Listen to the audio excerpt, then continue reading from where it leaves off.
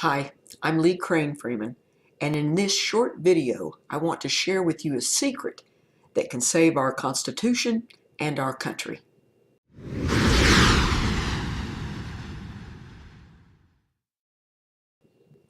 The Convention of States represents Article 5 of our Constitution, which was the last item entered before ratification of our Constitution in 1787.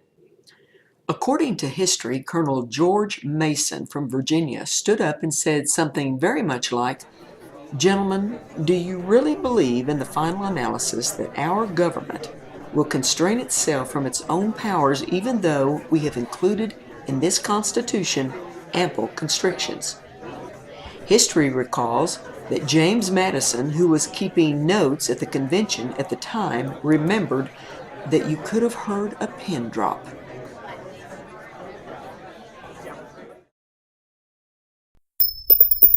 So our founding fathers went back to work and added an item called the Convention of States into Article 5 of our mighty Constitution.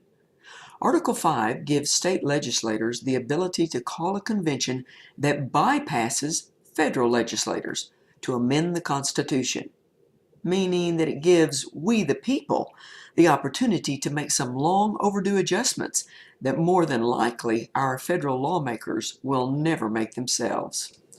Like term limits? Here's how it works. First, citizens request their state legislators to pass a bill called an application. Next, legislators pass the application. Typically, only a simple majority is needed. Next, Congress, by law, shall, and notice the operative language here, it's shall, as in commanded by the law of the Constitution.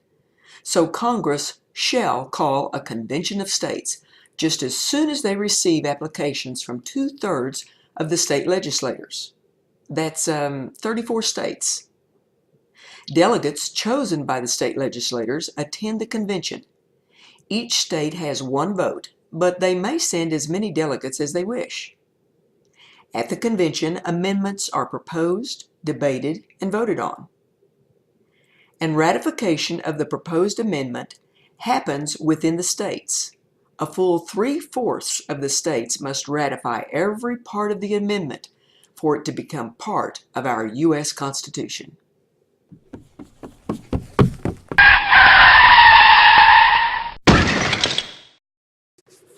Oh, but what about a runaway convention?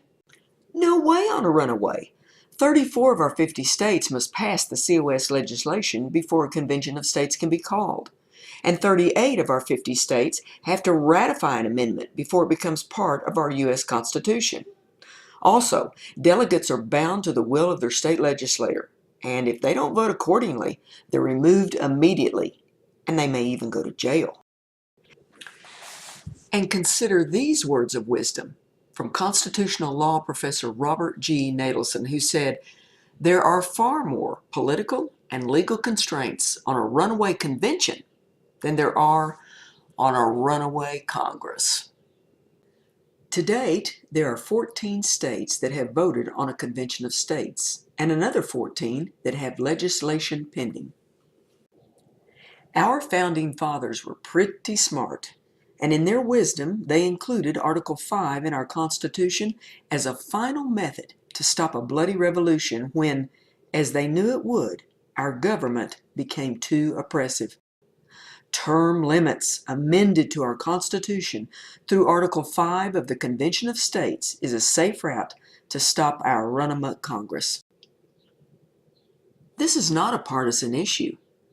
Before you and I are Democrat, Republican, Independent, or whatever, we are first and foremost Americans. We don't want to fight each other. We don't want a revolution. And we're going to get along a lot better when we don't have these greedy, self-serving, out-of-touch, attention-starved politicians between us. What will get rid of them now and keep them out of political leadership positions in the future is term limits. And we can have term limits soon through a convention of states. Well, I've just shared with you my secret. term limits through a convention of states is doable, and it's something positive and good that we Americans can do for our country. Go to the Convention of States website and learn lots more about it than you did in this little video. And then, go spread the word.